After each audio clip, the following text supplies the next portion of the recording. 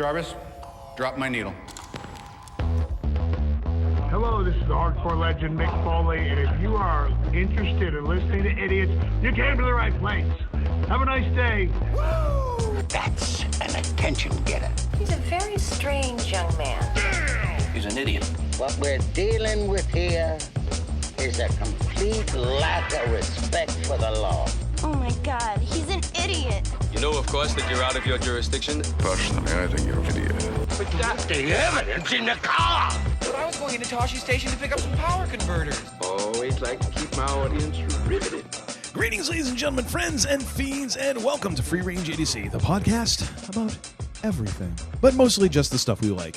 We invite you this episode to jump into the Wayback Machine with us to that hallowed year of 2019, back before a global pandemic and but not quite before all of global dread. Back to a time when two albums were released. One was by a band that was celebrating 50 years of music. The other was barely past its second decade, and yet symmetry exists between these two musical entities, and we're going to examine it in this episode 249, The New School Meets the Old School. I am your Uncle Todd, and with me, as always, is a man who once got funky as a bow-legged monkey, but then had to lie down immediately afterwards. He has been my partner in 80s Duke for over 2 decades and is still waiting for his soul vaccination. I give you the man they call Tim. Greetings and salutations, my friend. How are you? You know, doing okay for the shape, man. How about yourself? I'm good. You know, we recently vented our spleen about WWE, and so I'm feeling cleansed. I'm feeling a little bit lighter, a little less. This room is clear now. Indeed. Yes. I'm feeling good. Yeah, that's good. I'm excited to discuss the two albums we have slated here to talk about. Yes, indeed. It's been a while since we've done an album one-on-one. I think the last one we did was... I'm just realizing I botched up the release dates here. Oh, huh? What do you mean? I thought these were both released in 2019, and I was wrong. They were not. Far be it from me to correct you. Well. But here in this episode, we are going to do another album one-on-one where we challenge each other to listen to an album and then report back our findings. I will, as I'm going to say, pull the curtain back, or as this gentleman likes to say, pull the kimono back, which always makes me feel a little weird. It makes me feel like I'm feeling a little naked. I kind of came up with this one just because I like the fact that these albums were really close in release dates, and it kind of seemed to make sense. Plus the fact that we actually got to go see these bands play at the same venue, same concert at Red Rock 4 years ago. So, I mean... Crazy to believe it was 4 years ago we did this. Yeah, it is. Because, I mean, that would have only been 3 years after Elevate and 4 years after Soul Side of Town. Yes. So Yep. we've got a Soul Side of Town by Tower of Power, and we've got Elevate by Lettuce. So the man they call Tim was listening to the TOP disc, and I was listening to the Lettuce disc. And by disc, he means Spotify. Well, yeah, I'm still... I can't... No, I don't have this one on vinyl, but yeah. No, this is... Or do I? No, I'm not going to go look. This is a very interesting kind of... The symmetry here is interesting because these are two very different bands, even though you're like, oh, well, they both play, funk, but the fact is that you have Tower of Power, which was very, very, very deeply influenced by Motown, James Brown, to the point where the original name for Tower of Power was the Motowns. Take that for what you will. Lettuce was influenced by Tower of Power. So, but taking it, the next step, it's the same way that Tower of Power took kind of the Motown sound and took it this next step of really being intricate with the horn arrangements and the horns being totally out front. And then Lettuce taking that and then also combining it with kind of that jam band mentality and stretching, because, even though so Tower Power has in the mid 70s, they released the album Live and in Living Color, which is only 5 songs from a complete concert. And it is, one of the highlights of that album is they have like a 20-minute version of their song, Knock Yourself Out. That is really one of the only examples you'll find in recordings and even in live performances of Tower of Power kind of jamming out. That's just not necessarily their thing. Whereas Lettuce, boy, they'll jam at the drop of a hat, any hat at all. So it's interesting to see the similarities of these two bands and why they kind of do dovetail so well together. But yeah, very interesting set of albums here. So you want to go first? I want to go first. You want to give your before we get thoughts? into it, though, I do want to ask. There is one unsettled question from our trip from 4 years ago, and I don't know if you remember this, but when we arrived at the venue, which was Red Rocks in Denver, Colorado, correct. We were getting ready to enter into the venue, and there was apparently a gal there who worked for this volunteer group that, kind of helps with concert events and keeps it clean and stuff like that. And, we were chatting with her for a moment, and we just said, we're coming to see the show, and first time, been a while since we've been in Denver. And she says, "Oh, that's nice. Father and son. Have we ever settled who was the father of the two of us and who was the son? Because that like, we both looked at each other like, no, we're just friends." Yeah, no. But she never really revealed who she thought was the father and who was the son. So I tend to think I would probably be the more Gandalfian of the two of us, but because you're so much more mature in your appearance, captain of industry that you are. You just have that aura. Maybe that's why I get the free shots. I don't know. It is. That's totally it right there. Totally. But we have not settled this question yet. At some point down the line, the truth will be known. My favorite part of that entire trip, or in the most ridiculous way possible, the place we stayed, the shack. No. The most ridiculous aspect of this was like the day that we were flying out, and I'm running around trying to get a cardboard tube because I had gotten my poster, and I wanted to be able to to take it with me. Yes. And I was like, it's going to get crunched in the luggage, so I had a tube, but it was too long; it wouldn't fit in my suitcase. So I had I knew that it was like I could cut it down in order to fit it. I had to find a way to cut this tube, and literally had to like beg someone at Staples it was like Home Depot or something. It was Home Depot, yeah. Let me use his cardboard cutter, and he's like asking, like I basically asked to borrow his wife for the night. I'm like, dude, it's a friggin' box cutter. You think you can lend it to me for 2 minutes? I'm qualified, You know where I once worked? Service merchandise, working a box cutter. Yeah, we used to carry these things around in our pocket without the guards on them. Like, yeah, just like cut half a butt cheek off. Doesn't speak much for our intelligence, but anyway. No, it doesn't. Oh, no, it does Lord. not. But yeah, that was an interesting trip. And honestly, the funny part about that was I was so convinced that Tower of Power was going to be the headliner. And of course, it makes sense that they wouldn't be, because Lettuce, much more in the zeitgeist right now, and with the jam band community and all that. Totally makes sense why Lettuce went on second, but I was a little bit disappointed because I'm like, my boys should be the first one there. But Lettuce are kind of my boys too. So and let us not forget, sir, you secured for us some fine seats. Like we were up there, and we were front and center, and we're able to see the bands very, very well. Great concert all around. Great concert. Can't afford those seats now. That was a different age right there. Yes, indeed. Jeez. Yes, indeed. But anyways, you want me to run through the stats for both bands, or how do we want to do this? Sure. Give us a rundown. All right, so I'll do mine. You can cover Lettuce, but so Soul Side of Town by Tower of Power, released on June 1st. Actually, that's tomorrow. About what would that be? 8 years ago, on June 1st, 2018, from the Artistry Music / Mac Avenue label. The runtime of this one is about 59 minutes and 4 seconds. Those 4 seconds are just delightful. The studio album was number 25 for this band. And not only that, but it was their 50th anniversary album. That is incredible for a band. 50 years. Yes. Incredible. And they're still out there. Yes.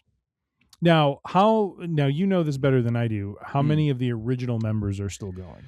There are 2 left in the band. Really? It is Emilio Castillo and Stephen Doc Kupka. Okay. This album featured, performances by two of the remaining OG members. Yep. Actually, no. Wait a minute. Does David Garibaldi count as? I don't think Garibaldi was the original drummer. Was he? Anyways, I don't know. Or the longest tenure. But yeah. So this album, I think. So this is the second to last studio album that TOP has put out. I don't think they put one out since the album after this, which oddly enough, a lot of the songs from this album and the album after this were kind of all recorded in one batch. So it was kind of the last performances by Rocco Prestia, and David Garibaldi has played with them for several years afterwards, but he retired in the last couple of years. Okay. And so he's done. And then Rocco, of course, passed away with health complications. This was kind of his swan song, because I don't even think he played live after this. He might have done. I think he came out and he played a little bit on their 50th anniversary show that they did, because they did an actual 50th anniversary concert and double live album. And I think that was pretty much it. He was just not in any kind of shape to tour or to really play even an entire show, which is kind of sad. But he had a lot of health problems. Yeah. So the lineup for Tower of Power at this point in time, when this album came out, was, as you just mentioned, Emilio Castillo, band leader, saxophone, and vocals; Stephen Doc Kupka as baritone sax; Francis Rocco Prestia, bass; David Garibaldi, drums; Roger Smith, keyboards; Jerry Cortez, guitar; Tom Politzer, saxophones; Adolfo Acosta, trumpet; Sal Cracciolo, trumpet; Marcus Scott, lead vocals; Ray Green, vocals / trombone. Themes of this album and kind of the musical direction. This album serves as a love letter to Oakland and the East Bay music scene, community inclusiveness, traditional soul values, romance and relationships. The enduring Tower of Power song, thematically, it is less experimental, very much kind of in the normal vein of this band. Precision horn arrangements, deep pocket rhythm section grooves, soul ballads, and dance floor funk. The opening and closing tracks act as tributes to the band's East Bay roots. I got to say, both the opening and closing tracks are kind of remind me a little bit of the Blues Brothers as they kind of would start out. It's kind of like hype music a little bit, to get things rolling and close things out. So very nice there. For production notes, the material had reportedly been accumulated and refined over many years before release. Joe Vanelli, who is brother of Gino Vanelli, I don't know why that is of note, but was brought in as a co-producer. The album features both outgoing vocalist Ray Green and incoming vocalist Marcus Scott, creating a passing of the torch dynamic. I did notice that in a couple songs. The singer was very different in terms of their approach. I think this is only the second album that actually, because normally Emilio will do one song lead vocals, and then whoever the lead vocalist will do all the rest. I'm pretty sure this is the only album besides Monster on a Leash, which was from the early 90s, if not the late 80s. It might be the late 80s. Because that was I can't remember the vocalist now, but they had a lead vocalist. Emilio did his song, and then Lee Thornburg, who I don't even think he's credited, does the vocals for Monster on a Leash. And then Lee Thornburg, trumpet player, ended up being was with the Late Show band for ages. And you could always tell because he had this glorious sort of like hyped up mullet sort of thing going on. It was lovely. So thing of beauty to see. But yeah, I think this is the second time in all of their albums that they've actually had three vocalists on an album. Nice. The last production note is Dave Eskridge handled most horn and string arrangements. Don't know who he is, but that's what he did. As far as reviews and kind of how this was received, kind of the overall consensus was, album was generally viewed as a successful anniversary celebration, a showcase for the enduring Castillo-Kupka vision, and evidence that Tower of Power could still produce quality original material decades into their career. A couple other reviews called it a polished 50th anniversary statement with no signs of decline, emphasizing the sharp horn arrangements and variety across the 14 tracks. And then there was also praise for the album for staying true to the classic TOP formula while sounding fresh, highlighting the title track and East Bay tributes. For awards, charts, or sales, unlike some earlier Tower Power releases, Soul Side of Town was not a major commercial chart breakthrough and did not generate significant mainstream sales for them. Its success was primarily artistic and fan-driven, reinforcing the band's legacy rather than expanding their commercial footprint. But it was their only number one Billboard album. Was it? Yeah, it was like but it's like, it's also because of I think there's all the different charts now, and so I think this was like number one on the soul charts when it came out. It was like 1 or 2 weeks. It didn't stay there forever. Yeah, but it does technically count as their number one Billboard album in 50 years, which is kind of crazy. All right, what about TOP? Let's run through the same stats for not TOP, for Lettuce, and specifically the album Elevate by Lettuce. Sir, why don't you take us through that? Let's see here. I just completely scrolled out of control here. This was released June 14th of 2019 on Lettuce Records. It clocks in at 69 minutes and 44 seconds. It is their 6th studio album, so very different here than, kind of the other end of the spectrum with TOP being very long in the tooth. Produced by Lettuce and Russ Elevato. This features kind of what is now... this is basically their current lineup. So Adam Deitch on drums and percussion, Adam Smirnoff on guitar, Eric Coombs on bass guitar, Ryan Zoidis on saxophones, Eric Benny Bloom on trumpet, and Nigel Hall on keyboards and vocals. This also features Marcus King sitting in with guitar and vocals on Love Is Too Strong. So they had a little bit of a Wasn't there another guy on trumpet when we were watching him? In 22? I don't think so. Like I thought there was, I'm trying to think. There was one guy on trumpet, and then I thought there was 2 guys on trumpet, and one of the, because there was one guy that was kind of standing closer to the stage to us that was kind of grooving along, and you said he was kind of, I don't know, he played in college, and then he kind of joined them. Do you know what I'm talking about? No.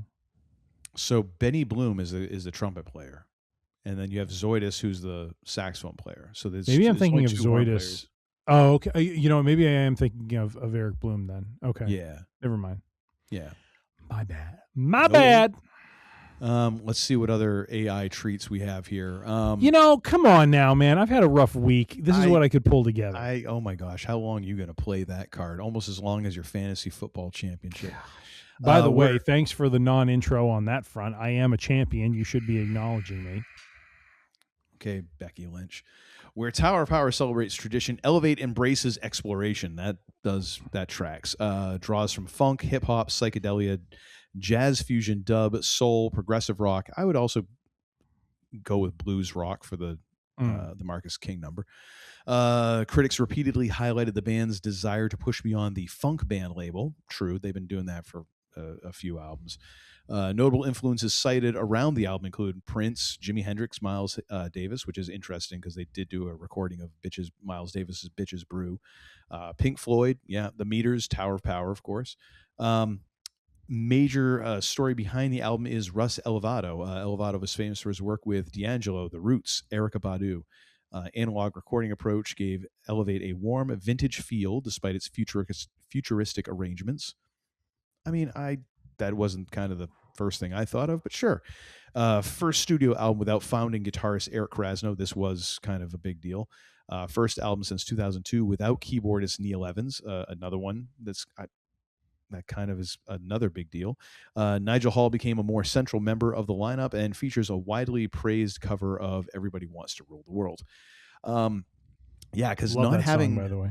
Oh yeah, not having Neil Evans and Krasno there was kind of a big deal because before that they kind of went through some very interesting lineups through the years because originally Coombs wasn't the bass player, if I remember right. I think Krasno actually played bass, and then then Coombs came in, and then they were a 2-guitar band with Schmeens and Krasno, and Neil Evans, who plays with Krasno in Soul Live, a trio that also features, I can't remember who Neil Evans' brother's name is. something Evans, in that band, and then they kind of both exited. And Nigel Hall had been kind of within the Lettuce orbit. He would sit in with them whenever they had songs that had lyrics. It was usually him that was guesting on lyrics. I mean, on vocals. So it was very kind of, yeah, sure, of course Nigel's going to be in the band. So that was kind of a no brainer. And the funny thing about them praising, doing "Everybody Wants to Rule the World" is that was a feature of Nigel Hall's set for years. Lots of videos of him out there doing that with his own band. So it's kind of interesting, but their version of it, I think, is amazing. So let's see here. What do the reviews have to say? All About Jazz praised the band's successful evolution despite lineup changes and highlighted the detailed production arrangements and adventurous songwriting. Yeah. Live for live music, creative leap, applauding its psychedelic scope, analog warmth, and willingness to break genre boundaries. Yeah. Backseat Mafia. Okay, that sounds rather lascivious.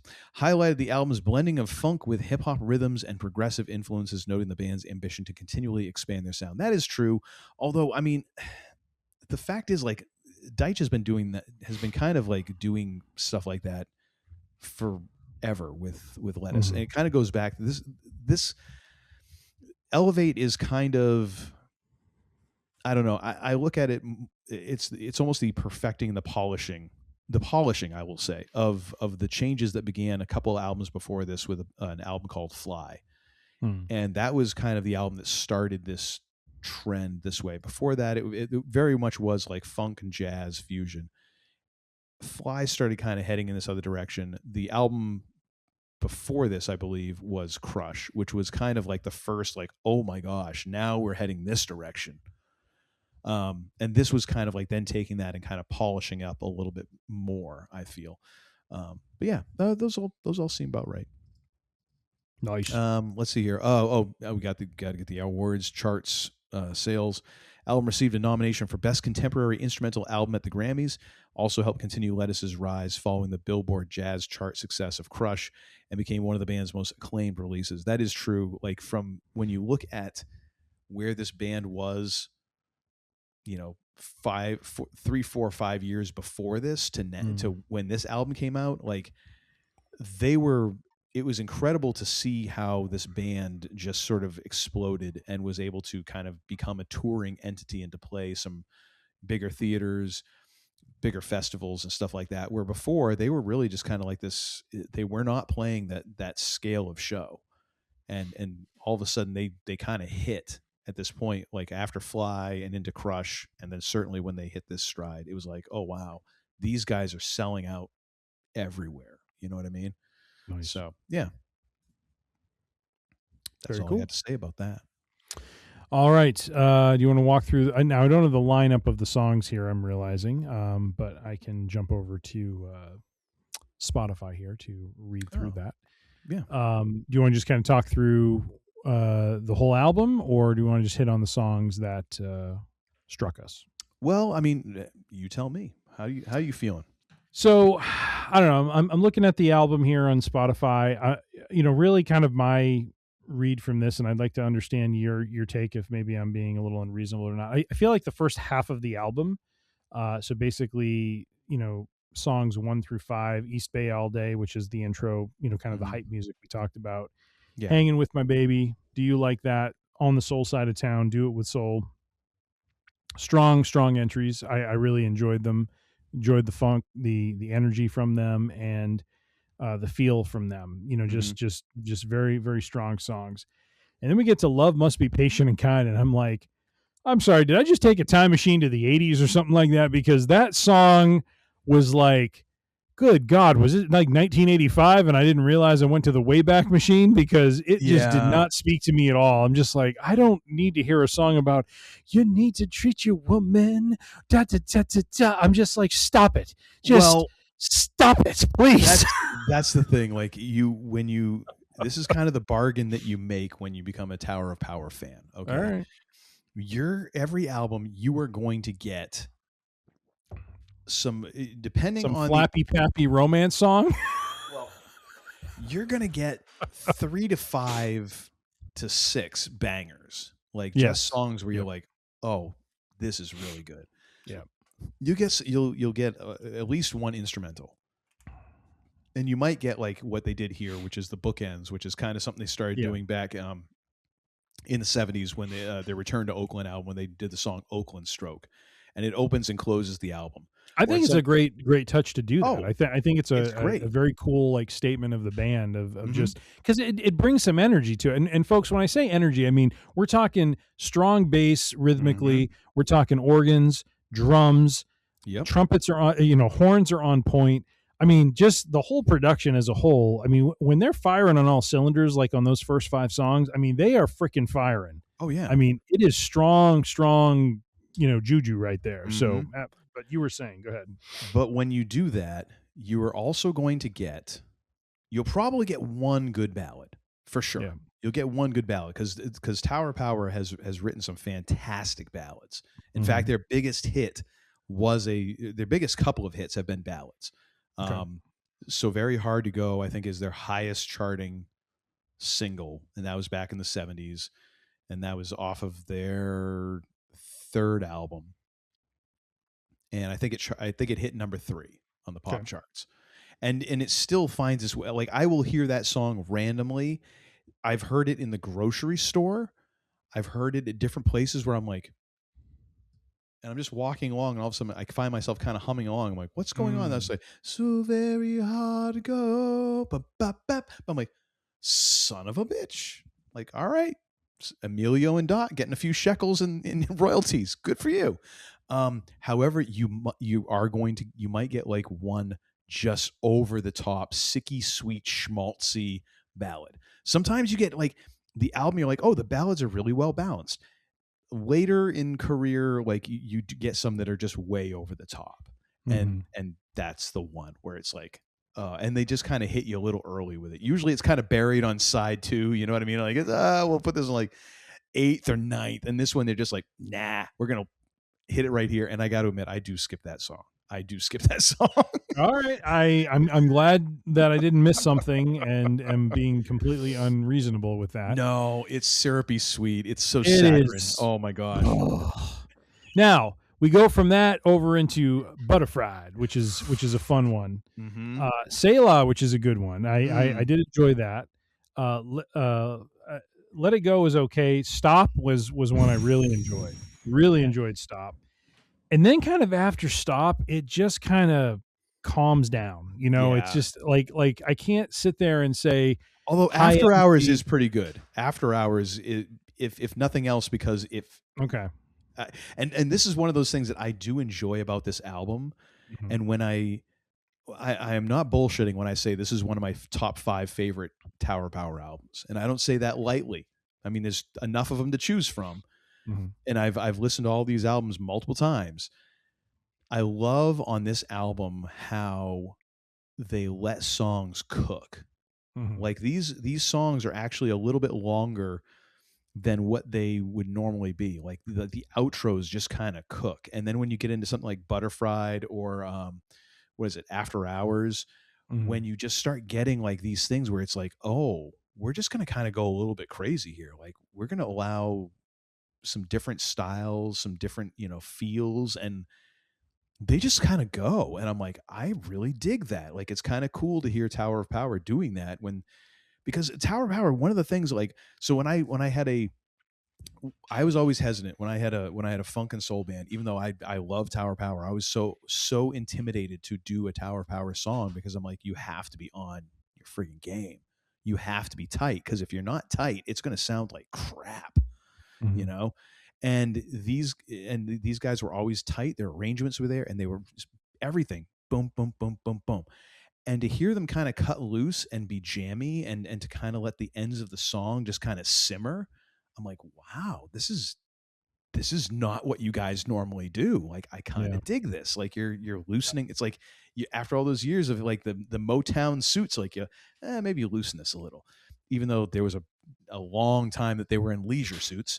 And then in the 80s, there was a whole lot of, Colombian marching powder, but it was, it's nice to hear that 50 years, some odd years into a band's existence where they kind of step out and do something a little different. I was like, that's kind of cool. And I appreciate that because, I mean, this band has always been known for incredible musicians. And I think that this was the addition of Jerry Cortez as the guitar player, I think actually added so much to this band because if I'm remembering right, this is his first album, like studio album with the band. And that dude, like they've had some pretty good guitar players, but I mean, it's never been a guitar band. So like the guitar player is not featured whatsoever.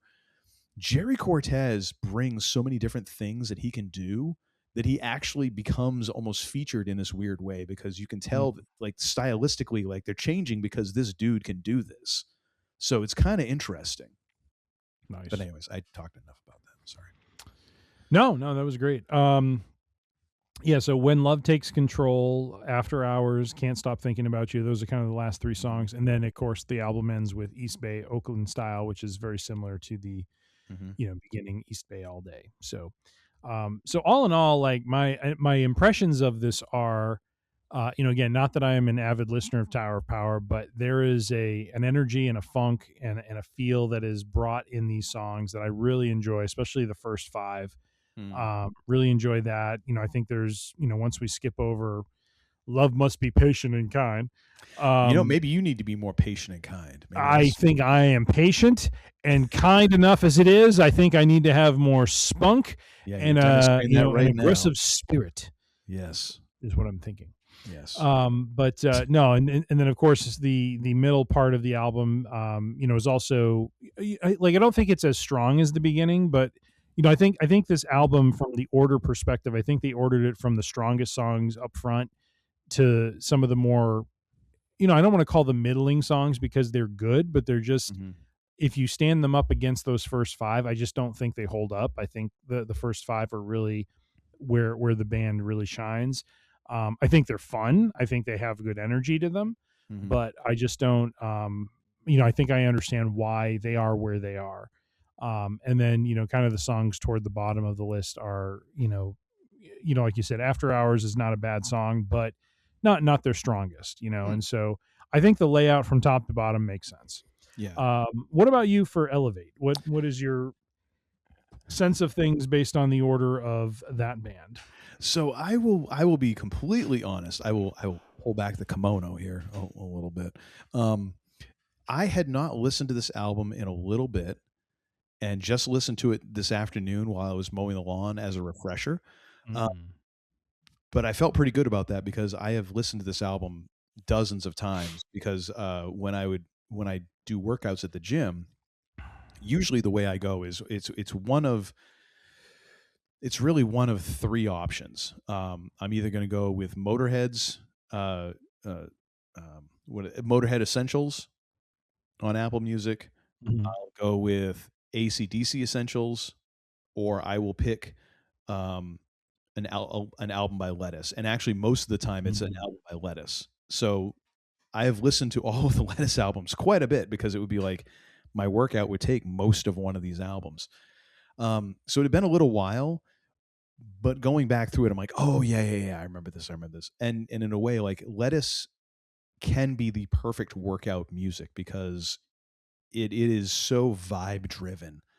Like it creates just this soundscape on some of these songs that are just, you just kind of bathe in and, kind of, I don't know how to describe it. It's just like ambiance personified. I think it's very interesting the way that, again, like stuff just stretches, with these guys. They'll jam at the drop of a hat. And the way I look at their albums is it's almost like, in a way, I mean, every band that still tours, they're releasing an album as like, okay, here's the material that we're going to perform and that is possible that we're going to tour on. I feel like Lettuce does that almost like, okay, well, we're going to give you a heads up on kind of the stuff that we're working on, but this could change radically. And we will totally like vamp and vibe on this in performance. So it's almost like we're giving you kind of like a heads up, but it could be totally different when we play it live. Right. And so I kind of appreciate that. It's, even though it's a solid album, I do really like this album. I don't think it's their strongest. And again, like if I want to put strongest against strongest, I probably would have thrown Crush in here. Which one was Crush released? 2015. It was a little too far away from 2019 or 2018, so I kind of went with the one that was closer. But overall, like, it is a strong album, and thematically is probably stronger than Tower of Power, because you don't have like the Love Must Be Patient and Kind. You don't have some of the, like, all of the songs are pretty strong, even though I would contend there's a small handful that I think are the strongest. This album is probably overall more consistent from beginning to end, if I had to give it a leg up on Soul Side of Town, if it were a competition, and it's not. But nice. Yeah, I mean, overall, I'm not enough of an audiophile to sit here and tell you like, oh my gosh, yes, I can tell the analog as opposed to it sounds great. Yeah. It does. So whatever works, I guess, that to make you feel good, sure. But yeah, no, it sounds great. These guys always just friggin' bring it on every album. Yeah, I'm looking because I've added trying to see what songs I've added from that album to my liked list. I think Everybody Rules the World is part of my Spotify liked list, but fantastic version. I think the other songs are from different albums. Kind of going through this here, but yeah. Yeah, I think that's the primary one I pulled from this album is Everybody Rules the World, which is a great cover. Great cover. I thought I pulled Trapezoid in because that sounds familiar, but I don't seem to have it here. Yeah, I mean, I do appreciate.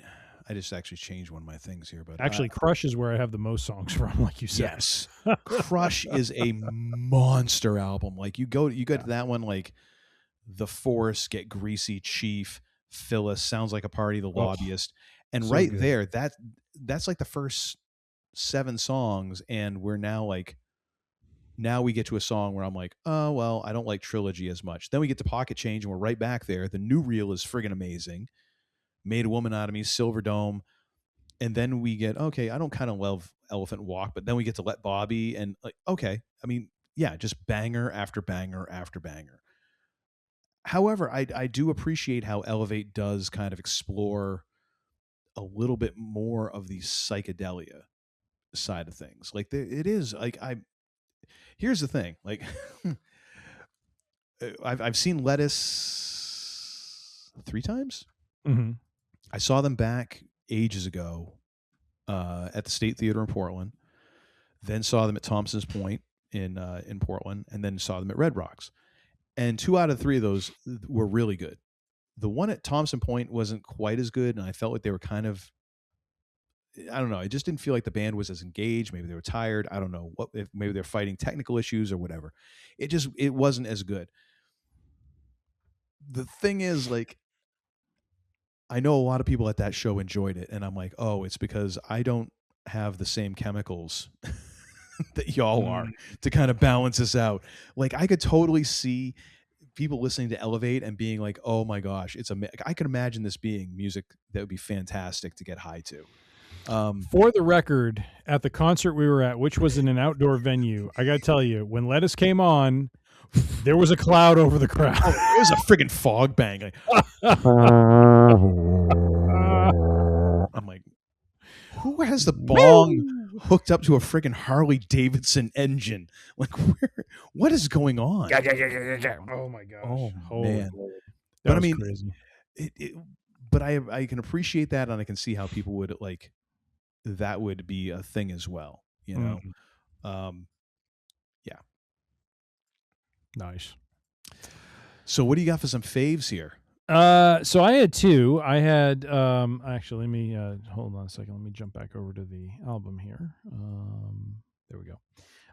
So I had, let's see, it's the 2nd and 4th song. I had Hanging With My Baby, which I got to tell you, the opening drum sounds a lot like Two Princes from Spin Doctors. Like, it has that sort of Walk, walk, walk, walk, walk, walk, walk, walk, walk, walk. It just has that kind of hollow drum sounding sound, and I was just kind of like, "Oh, that's kind of funny." Not that they're copying it. I mean, it's different enough that it's its own thing. But the first initial like hits, you're just kind of like, "Oh, that sounds familiar." But overall, the song is just great energy. Love the horns in it. Just has a good feel to it. The one that I really kind of gravitated toward was the title track, "On the Soul Side of Town." Great energy to that song. Very catchy song. You just kind of get into it, and it just kind of sits with you. And so I really, excuse me, I really appreciated that one. So those are my two favorites from the album. I know we're only supposed to pick one, but as we like to do on the show, why follow the rules when you can just break them? So I mean, we made the rules, so we can break them. We did, and we do break them, and we don't honor them, and that's why we record for 5 hours at a time. True. So, but yes, those are my two favorites from this album: is "Hanging with My Baby" and "On the Soul Side of Town." And two great choices, because Soul Side of Town kind of goes to one of the things that I mentioned about just kind of letting the endings simmer and kind of just go. Because that song is 6 minutes, 40 seconds long. Yeah. Oh yeah. And like literally like for the last 2 minutes, I was like, when's the fade coming? Like it just kept on going and going. And I'm like, this is like, I dig this. I dig this how we're just like vamping forever on this. I'm like, oh, this is awesome. And of course, that also features Marcus Scott on vocals. And when he hits that opening thing, we're like, yeah. And I'm like, first time I heard that, like literally just like a shiver went all the way up my spine. Because I was like, I've rarely heard a vocalist like with that pure of a voice and able to just hit a note like that. And it's not just a studio creation. I saw him sing that song twice live. I've watched the Tiny Desk that Tower of Power did, and he sang that live, like an enormously gifted vocalist, and was just like, his songs on this album are just stupid good. Yeah. Very cool. Very cool. What about you, sir? What are your favorite songs from Elevate? Well, not surprisingly, being a lyrics guy, I'm going with the 3 songs that have vocals. Ready to Live, which I did not realize was a cover, as much as I kind of knew about this, but I love this song because to me it's like, this is the most Tower of Power song that Lettuce has ever done. Like, it just feels like overall, like it's almost one of those things where I'm looking at it like, did Tower of Power write this and just never record it, and they got the rights to it? Like, all it's missing is a Barry sax, and everything else about it is like, it could be on a Tower of Power album. It's friggin' amazing. And listening to it today, I was like, man, how did Nigel Hall not get an interview to be like the next Tower of Power singer? Like, how did that not happen? He could have killed it. He absolutely could have killed it. I love Everybody Wants to Rule the World. I love Nigel's version of that. I love how it's very patient. It doesn't go over the top. It even when it kind of swells and gives you the kind of these emotions, it doesn't go too far. Like, it kind of leaves you wanting a little bit more. And I love that restraint in that, because that song could totally just become way too big and bombastic. And instead, it really does keep this kind of the tenderness of the song, of the original intent. And I love that. And then we get to something that is kind of bombastic, which is Love Is Too Strong with Marcus King. And it's like, Lettuce doesn't really get into blues really at all. But in this song, I'm like, oh my gosh, it is like the best backing band for a blues artist you could possibly imagine. And it makes you just understand, like, yeah, because they're all really good musicians. They're all friggin' phenomenal. So of course they could, go out there and back up someone playing bossa nova music for 3 hours and probably not break too much of a sweat. But yeah, Marcus King just absolutely tearing it up on guitar and vocals, and Lettuce just being a wall of sound behind them is chef's kiss. Just, I love it. Nice. What's your least favorite song, sir? I think we might know. I am one who is all about the love, but this version, I shouldn't say this version, this song, "Love Must Be Patient and Kind," I just could not get into. I wrote here, sounds like an '80s romance ballad, and I didn't care for it. That was Have you me played being it for the kind. wife? What's that? Have you played it for the wife? I have not. I'm And I curious think if what I her did, reaction she'd be is. like, "What is this?" Put on some lettuce.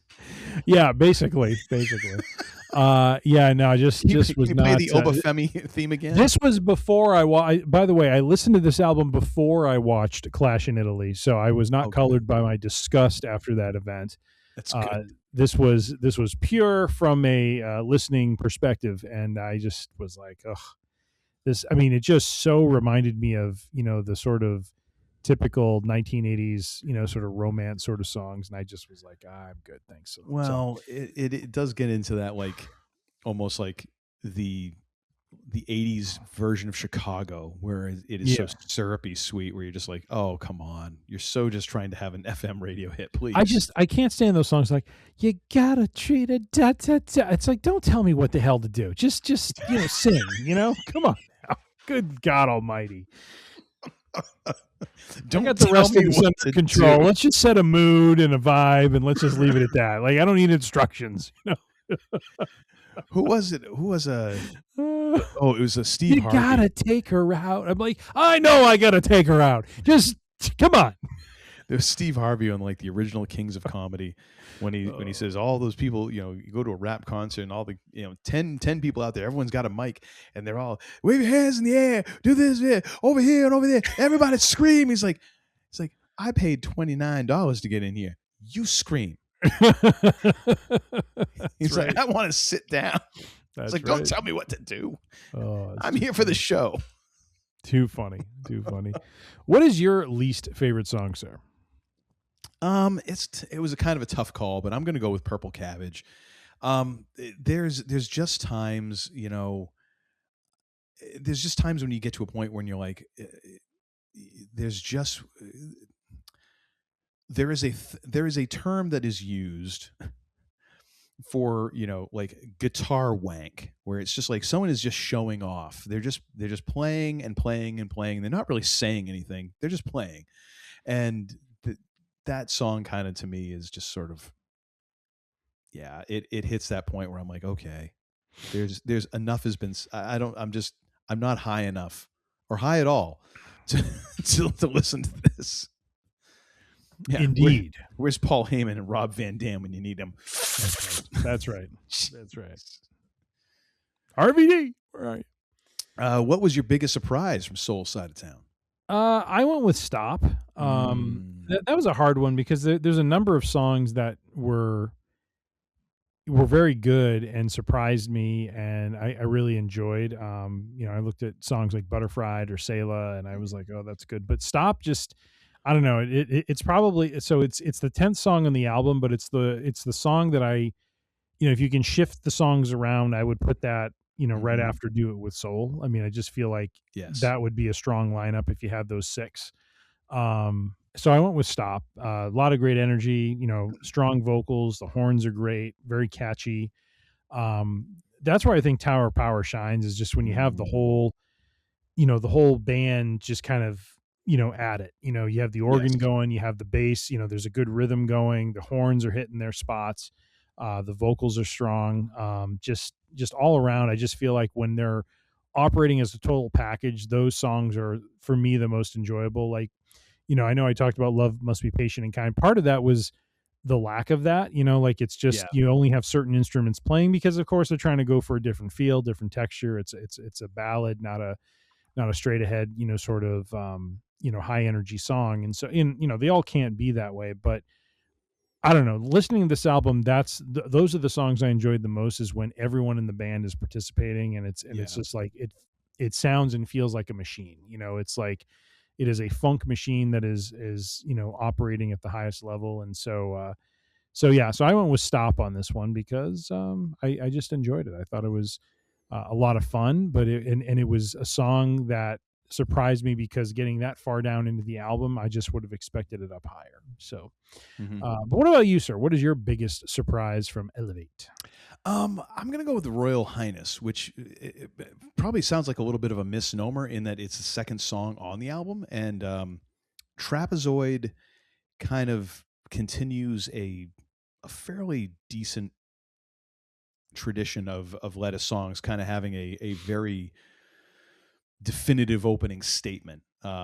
It's not quite as in your face as Blast Off, which is from it's not Rage. Is it Rage? Actually, no, it is from Rage. Or even Crush with The Force. But it does have kind of this big declarative like bombast at the beginning. It's not exactly my favorite song on the album, but it's good. And then you get to the second song and it kind of just, you start getting this guitar riff where I'm like, oh. And then you just have this groove that just goes and goes and goes. And I'm like, I'm digging this way more than I thought I was going to. And that's usually a song that I like to time right after. It works out well because if I do Trapezoid towards the end of kind of like getting warmed up and stretched and all that, and I get to Royal Highness when I'm really getting into starting on my lifts. Oh, that's a good song to start throwing weight on.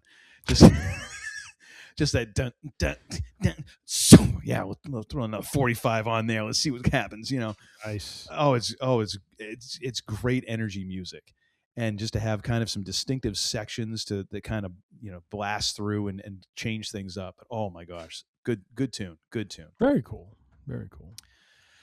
Let's see here. Before we get to recommendations, I noticed there is this other section you have. These are just some notes that kind of popped in from the AI gods, and I just thought I would include it in case there were some interesting conversation points there. But well, I think the Tower Power ones are kind of interesting. The Lettuce ones you pick which of these are interesting to talk through. So I think it's interesting when you look at the first one you have here is consistency a virtue or a limitation after 50 years? Yeah. And the interesting part there is like there has not been a lot of consistency with Tower Power. Like for the longest time, even like the two guys who have been in this band throughout the entire thing have been Emilio and Doc. Mm-hmm. Rocco was there most of the time, but there was a brief period in the 80s when he got fired because everyone was on drugs in the 80s. That was when Tower Power lost their record deal and they weren't really doing well or any of that. And for actually a little while, I don't even know if they were technically still a band. They were kind of vaguely held together, and that was when they were touring, or at least doing shows with Huey Lewis and the News, and the horn section was out touring with them. And that kind of, I think, enabled them to get a new record deal. But there was one record in the 80s that Rocco is not on because he'd been shit canned. And Garibaldi had been with him at the beginning, and then he left. And then he ended up coming back in the late 90s, I think. And then, so I mean, even though those guys were kind of mainstays, like the two guys who've been there the entire time are these two guys, and it's a large band. So everyone else has been moving around, but the consistency of these two guys at the core and kind of the establishment of what the Tower Power sound is. I think it is a virtue but it can become a limitation. But I think what has helped them the most is when they've had singers come in or when they've had a particularly, good horn player, it does kind of shape what they do. Just like when Garibaldi came back, all of a sudden the songs that they had recorded without him now kind of took on this different sound. Like he kind of made them his, and in some ways it was great, and in other ways I kind of missed the original version of him.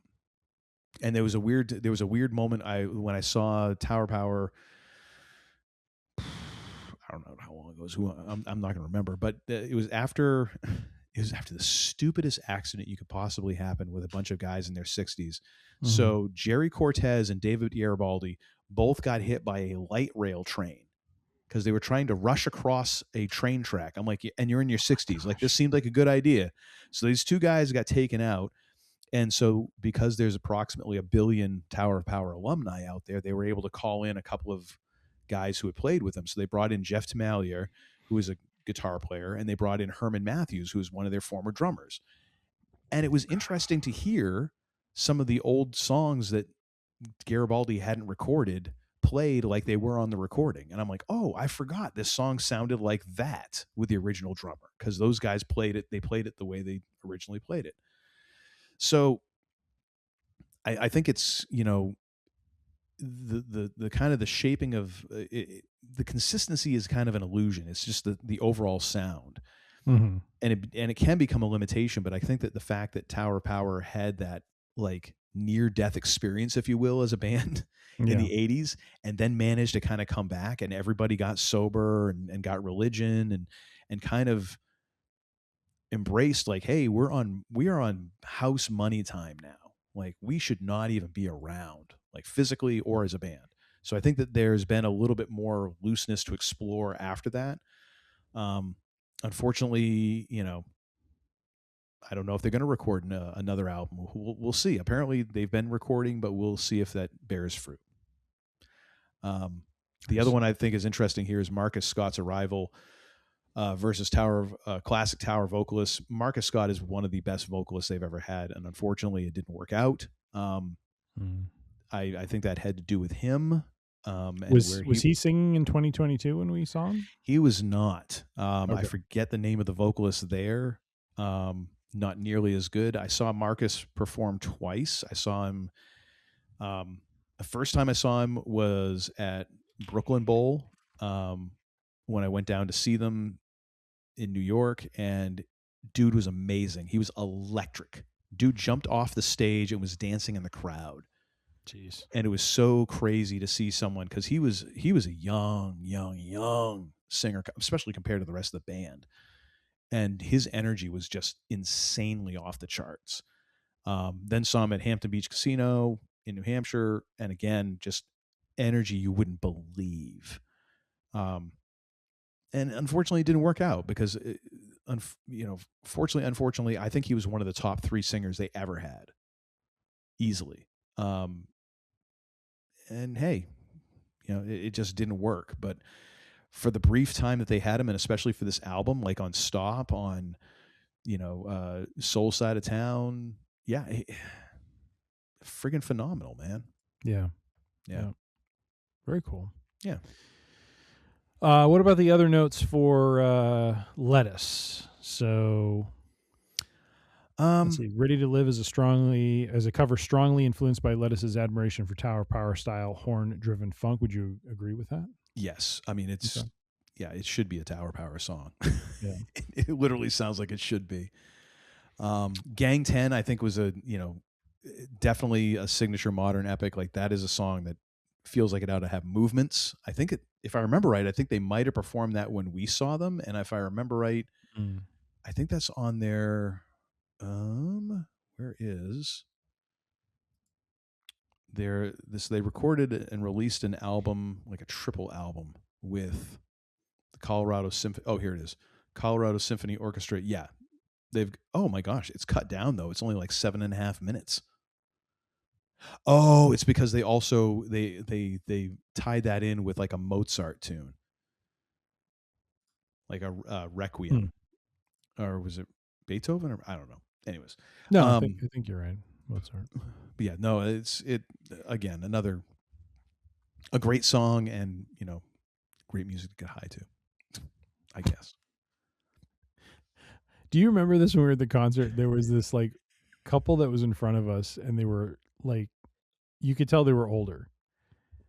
And as the evening progressed, they got way more amorous toward each other, and they had like, I think I was trying not to pay attention to that. An adult kid with them who was just kind of grooving to the whole thing. I forgot that part.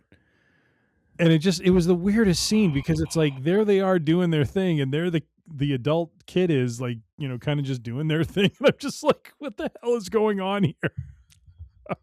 And then there's just a fog, it's like, okay, I get it.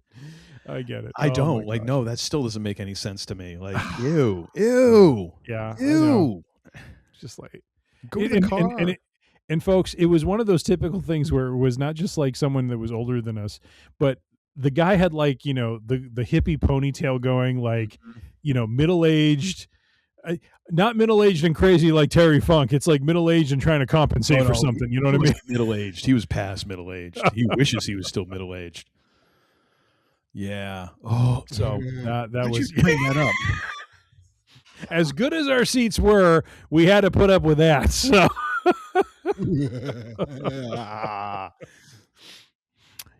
before we get to the recommendations, kind of at the bottom here, but below the table that I created, there was a question: which album better represents the future of funk? The points made here are Soul Side of Town is a perfecting of a legendary formula. Elevate was kind of an expanding the boundaries of what funk can become. And then there's the comment here: one record says we've mastered the recipe, the other says what happens if we add ingredients nobody expected. Do you agree with that? What's your sense of things with these two albums? The future funk would definitely be more Elevate. The thing is, Tower Power Tower Power is funky. They're not a funk band. Yeah, they're a soul band. Yeah, and Emilio Castillo has said that for many years. We were a soul band playing soul music for however many years. That has always been their thing, like Motown, James Brown, soul, and they definitely incorporate a lot of funk elements in there. But you can tell this is a band that is predominantly driven by that Motown sound, that James Brown sound, and the jazz influences for both of them. Because both Motown and James Brown, especially with Fred Wesley and different members of the band, had a jazz background. And even though Lettuce, came together originally with a bunch of guys at Berkeley, playing, who are all well versed in jazz and all, fusion and all that, they're much more influenced by Tower Power. Yes. There's also going to be a lot of Parliament. There's going to be a lot of Funkadelic. There's going to be a lot of, all these other bands that were much more kind of on that 70s funk scene than Tower Power, who are still very much the difference is kind of slight, but it is there. Yeah. So I would definitely say, Elevate is, expanding the boundaries of what funk could be and will become. Just because Tower Power would probably still say, yeah, it's funky, but we're a soul band. Yeah. Yeah. And that may have been where I got my description kind of wrong because, again, not being a fan, not being, as close to the two bands as like you are. When we went to that concert and I would tell people about it, they'd be like, oh, not everyone knew Tower Power, not everyone knew Lettuce. And I'm kind of like, well, if you kind of think about it, Tower Power is like, the band that's been around for a while, who's established the sound, and Lettuce is now the band that's kind of picking up the mantle and taking it forward, and it's not totally wrong to say that, but to your description there, you're right. Tower Power is more of a soul band and Lettuce is definitely a funk band. And so there is that kind of difference there, which is important to call out. So yeah, but overall from a recommendation standpoint, I kind of broke it into two things, and tell me if I'm being, goofy when I say this, but I'm thinking of friends that I have who are not initiated, not familiar, with this genre and with this band. It's definitely a record or an album I would recommend to them to listen to just say, if you're looking to explore something different and, off the mainstream, I feel like, Soul Side of Town is a good one to listen to because there's a lot of good music to hear here, and you get a very vibrant palette of sound from them. Like I said, when they're all playing, it's a machine that is wonderful to listen to. But then if you're someone who is into jazz, funk, and the TOP style of music, who has some familiarity with, what bands of this nature bring to the table, I would put it as, we do a scale of 1 to 5, 1 being no, 5 being a high recommendation. So I'm saying 3 for the uninitiated because they may not appreciate it as much. Whereas someone who is kind of locked in or a little bit more into it, I would say this is a 4 because I think they would enjoy this. I think this would be a good entry for them to, if they haven't already listened to it, to take it in and listen to. And so again, not being a fan, not being someone who follows the band very closely, I very much enjoyed listening to it. Just a lot of goodness in this music. And and just a lot of heart and soul to it. And even though there are some weaknesses with the album, I don't think it discounts the album from being something that fans of music would take something from. And so I'm kind of saying like a 3-4 sort of rating here, with 5 being the top. So how about you, sir? What about, I mean, does that jive with you? Does that kind of resonate with you, or would you say this is something I should rate higher? As much as it wounds my heart a little bit, because Tower of Power has been and remains kind of my favorite band. I get it. Like I get why they never, kind of hurtled to the top of the heap and haven't been on the same level as other bands. I get it. Like it's a bit of a niche thing. They don't have that pop sensibility. Like it's not something that is going to fit into most, radio formats or streaming formats or whatever. Like I get it. So it seems pretty fair, where you're standing with that. I'll go with that. Okay. What about you? For my recommendation, I'd probably go.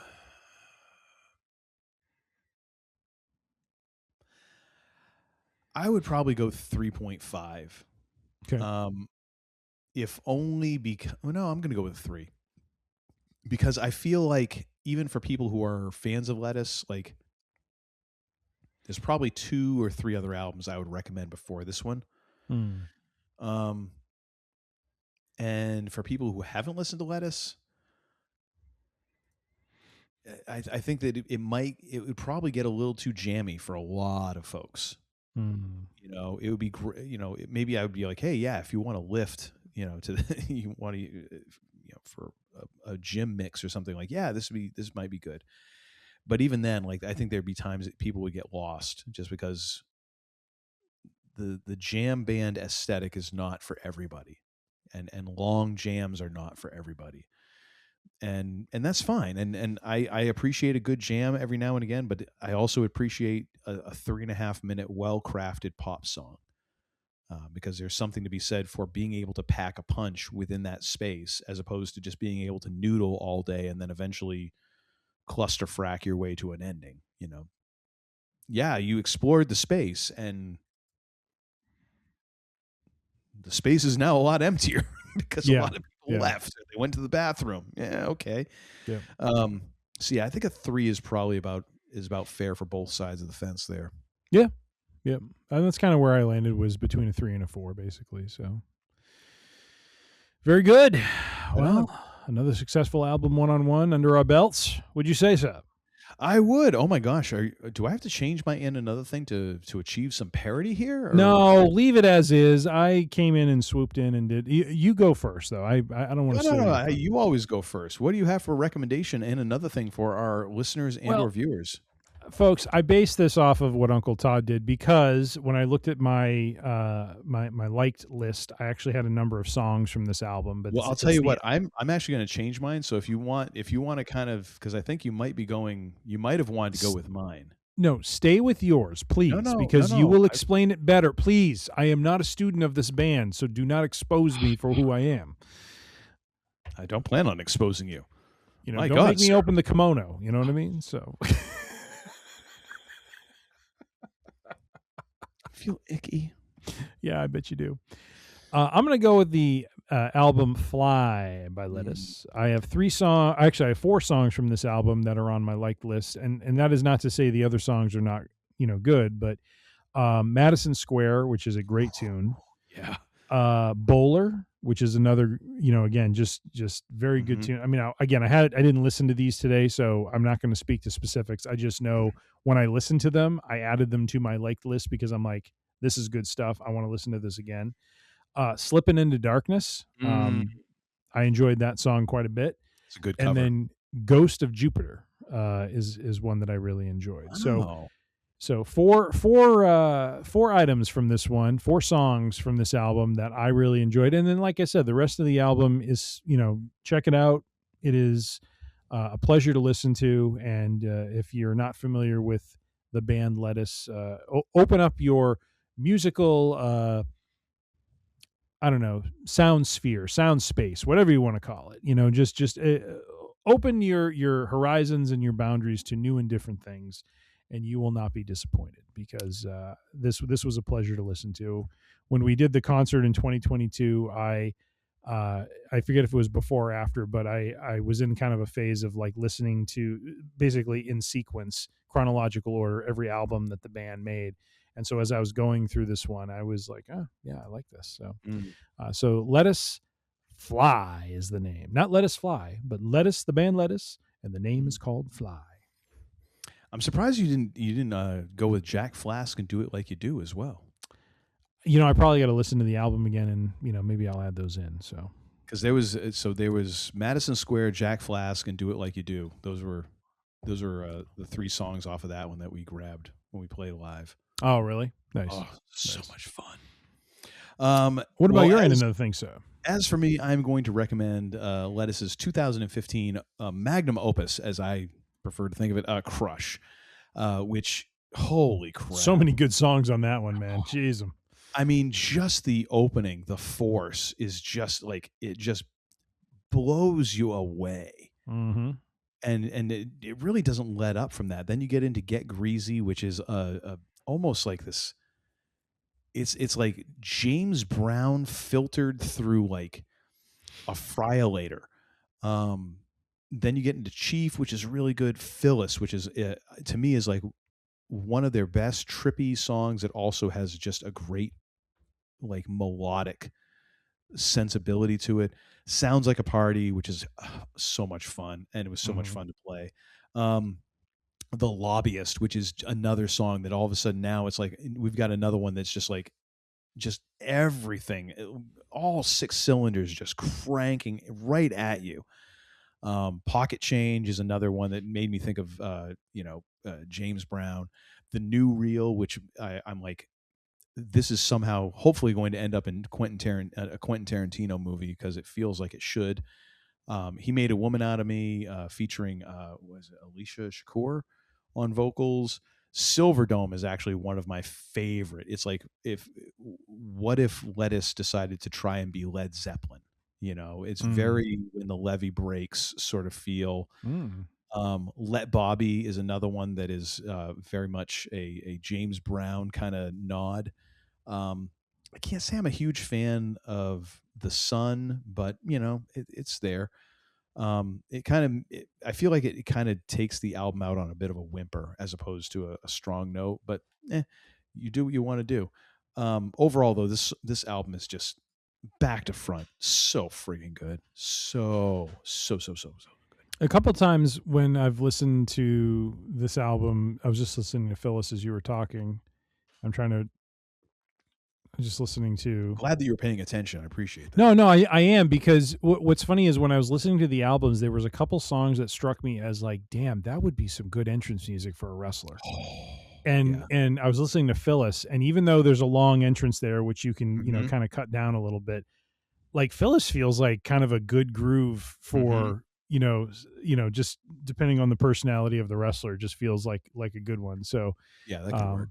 That's always in the back of my head a little bit, is like, damn, this would be some good entrance music. Silverdome could too as well, especially if you like. I gotta listen to that again. I don't. If you had a tag team that was just like about mayhem, that could work really well. That I could see that. Yeah. Oh yeah. First couple. Oh yeah. I could see it. I could see it. I got to listen to this again. But yeah, no, good recommendation, my friend. That is a solid outing from the band. I does what I can. I had nothing to do with the album, but I like to recommend it. Hey, and pimping ain't easy, but it sure is fun. Now I could kick your ass. Or you could listen to the album. There you go. Oh my gosh, Charles White. Anyways, ladies and gentlemen, thank you so much for tuning in. That is our show for this Free Range Idiocy Friday. We do so appreciate your patronage here at Free Range Idiocy congregation. Go to freerangeidiocy.com and you can find all of our episodes there. You can download them one by one, if not en masse. You can also subscribe to the Podbean app there. If you say, I've got plenty of apps in my life, don't need no more, go to the podcast purveyor of your choice and search for Free Range Idiocy. We're on Apple Podcasts, Spotify, Pandora, Amazon, many, many others. Go ahead and search for us. We're sure to pop up. If you prefer a little video in your life, you want to actually see us, God help you why you'd want to. Hey, aren't you? Oh my gosh, I was just watching a little bit of the Jimmy Hart edition of What Do You Want to Talk About with Cody Rhodes. Yes. Oh man, him talking about like what Dusty wanted. Like, I want a cowbell. I was like, maybe I need a cowbell. I need some Soul Sisters. I was like, I could hear it. I could hear it in my head. You can find us on the youtube.com/@freerangeedc. You can also get on Spotify, I believe you can get video episodes there. Just toggle back and forth if you like. And then we are also on the social medias. We are on Facebook as well as Instagram and the aforementioned YouTube. All of those are @freerangeedc. If you have any thoughts, concerns, questions, or offers of outright bribery, go ahead and send those to tim@freerangeedc.com, and he'll get back to you pretty soon, forthwith, depending on whether or not his professional life is melting down that week. And if it is, he'll get back to you still fairly soon, because he's that kind of a guy. I'll see you when I see you. He's a good egg. And now, ladies and gentlemen, it is time for me to turn over the show to the least idiotic member of this show. Granted, there's only two of us, so it's a very small hurdle. But he does it with a grace that belies, like a mini Clydesdale, just like an English bulldog. Goosed. But not before I ask the second most important question of all human history. The first, of course, being from one of the subjects of our show today, what is hip? The second being, the high holy hell do we learn this episode? We have learned the following, my friend. We have learned something good. Most importantly, and probably one of the most important nuggets that have come out of this episode. It is possible. I am not a nugget. Sorry. It is possible for us to do an episode in an hour and 15 minutes. Let me just say, it is possible. We just have to both be somewhat uneducated on the subject. God bless America. You know what I mean? It can't be done. You're gonna make me play "Living in America" at the end of this? Oh, good God! With your bad self. And a hard road. Oh my gosh, so good. Such a good song. Such a good song. I love. You know what I love most about that song? Because at that point, that was after Eddie Murphy was doing James Brown's Hot Tub on SNL. In the middle of the outro, he's like, "Eddie Murphy, shut me out." No, Eddie Murphy, eat your heart out. I'm just like, James is calling people out. Calling people out. That was funny. Anyways, we have also learned that Tower Power and Lettuce have put forth some solid outings from roughly the same time period. I mean, they are about a year apart, but nonetheless, very, very solid albums. And the man they call Tim very much enjoyed the TOP experience, and will be diving further into it to expand his musical palette. Uncle Todd as well with Lettuce and Elevate, who introduced me to the band and introduced me to them in a live setting via the concert we went to in Denver. Even though I almost put him through the ringer with the Saw Death Trap like shack that we stayed in during those 2 days. It wasn't even that. It was actually the closest we came to death on that was like the rainstorm that was happening, where I'm like, okay, this is probably going to bust back over here while we're outside at Red Rocks, and the two schmucks are going to get struck by lightning or us. Yeah. Everyone else will be fine. The water Some of us flow, will be fricasseed. The water flow was incredible. Like just the amount of water that was coming down from the sky and the way. Oh my God! It was just like, I don't know if we're gonna have a concert, but we had it, and it was something amazing. It was glorious after that. If you have not listened to Soul Side of Town or Elevate, we have also learned that these are two worthy outings from both of these bands. While they may not be, a 5-star recommendation from us, they are still worthy of a listen. And so if you have not heard them or listened to them, do check them out and try them out, because you will not be disappointed. There's some very good music to be had here, and we would highly recommend both of them. as we like to close things. Oh, and then we've also learned that the man they call Tim is not a complete goof. Talking about Tower of Power, he was afraid that Uncle Todd would have to correct him on a number of things, but thankfully, you done good. He was able to maintain some measure of musical hygiene and of. I'm just saying, like I thought you were going to come in and be like, "What the heck is the matter with you? You need to get your head checked, kid." Thankfully, that did not happen tonight. So I do. Good. Oh, thank you. Thanks, Mickey. Thanks. With all that being said, as we like to close things out here on the range, be safe, be healthy, be kind, and be good to one another. You don't have to go home, but you can't stay here. The range is closed for now. See ya. I like a Mussolini. It's like I picked the wrong week to quit drinking. I beg your pardon, what did you say? Damn! You're such a disappointing pair. I prayed so hard for you. Get out. And don't come back until you've redeemed yourselves. So say we all. Oh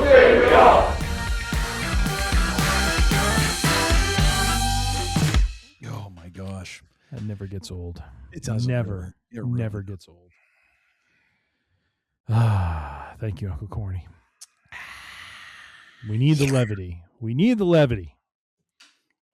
You know what I mean? I can't do. How does Jacob Fatu do that?